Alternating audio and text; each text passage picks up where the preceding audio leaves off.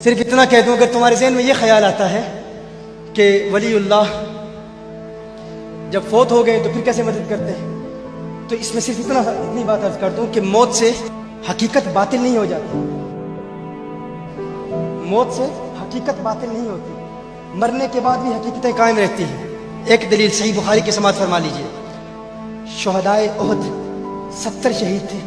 جنازہ پڑھایا گیا، حضور اکرم صلی اللہ علیہ وسلم نے تدفین کے لیے کیا حکم ارشاد فرمایا تھا، جنازے کے لیے کیا حکم ارشاد فرمایا تھا؟ جسے قرآن زیادہ یاد ہو اسے قبلہ کی طرف آگے رکھا جائے۔ کیا سن رہے ہیں آپ نے، کیا اس کا جسے قرآن، اگر موت سے حقیقتیں بدل جاتی ہیں تو حضور نے کیوں فرمایا جسے قرآن زیادہ یاد ہو اسے آگے رکھا جائے؟ پتہ چلا موت سے حقیقت باطل نہیں ہوتی، حقیقت قائم رہتی ہے۔ جو حقیقت دنیا میں ہے وہ حقیقت قبر میں بھی ہے۔ اور سنن الترمذی کی روایت ہے، عن ابن عباس رضی اللہ تعالی عنہما قال ضرب بعض اصحاب النبي صلى الله عليه وسلم خباءه على قبر وهو لا يحسب انه قبر فاذا فيه انسان يقرأ سورة تبارك الذي بيده الملك حتى ختمها،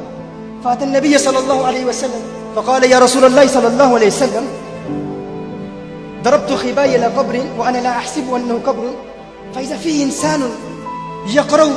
سورة تبارك الذي بيده الملك حتى ختمها، قال رسول الله صلى الله عليه وسلم هي المانية هي المنجية تنجيه من عذاب القبر۔ ترمذی کی بھی ہے روایت، یہ امام طبرانی نے المعجم الکبیر میں بھی روایت کیا ہے، امام بیہقی نے شعب الایمان میں بھی۔ آپ کے سوال کا جواب دے رہا ہوں تاکہ یہ ذہن میں یہ خیال نہ رہے کہ ولی اللہ جب مر جاتے ہیں تو سنتے نہیں اور ان کی حقیقت باطل ہو جاتی ہے، حقیقت باطل نہیں ہوتی۔ حضرت عبداللہ ابن عباس رضی اللہ تعالیٰ عنہ روایت فرماتے کہ ایک صحابی ایک خیمہ لگاتا ہے اور اسے پتہ نہیں ہوتا، علم نہیں ہوتا وہاں قبر ہے، وہ خیمہ لگاتا ہے اور کہتا ہے کہ میں نے اچانک سنا کہ قبر سے کوئی سورہ ملک پڑھ رہا ہے،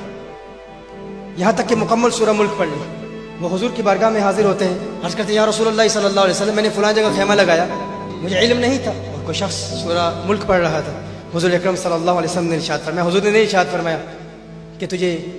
یہ سپرسٹیشس بلیفز ہے، یہ وہم پرستی ہے، قبروں سے آوازیں کہاں آتی ہیں، مردے جو مر جاتے ہیں ان کی آواز باہر کہاں آتی ہے، نہ باہر والے اندر والوں کی سنتے ہیں، نہ اندر والے باہر والوں کی سنتے ہیں، نہ حضور نے یہ نہیں فرمایا۔ حضور نے فرمایا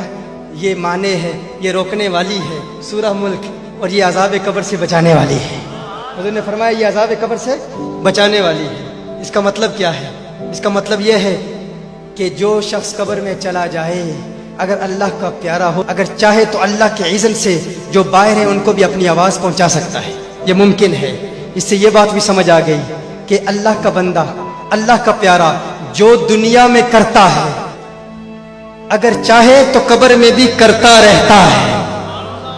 جو دنیا میں کرتا ہے اگر چاہے تو قبر میں بھی کرتا رہتا ہے، جو دنیا میں سورہ ملک پڑھتا ہے اگر چاہے تو قبر میں بھی پڑھتا رہتا ہے، جو ولی دنیا میں مریدوں کی مدد کرتا ہے اگر چاہے تو قبر میں بھی کرتا رہتا ہے، اگر چاہے تو قبر میں بھی مدد کرتا رہتا ہے۔ موت سے حقیقتیں باطل نہیں ہوا کرتی، اس پر بے شمار دلائل پیش کیے جا سکتے ہیں۔ بس اتنی بات عرض کروں گا کہ یہ اللہ کے پیارے ہیں، ان کی بارگاہ میں حاضری کا شرف حاصل کرتے رہیں۔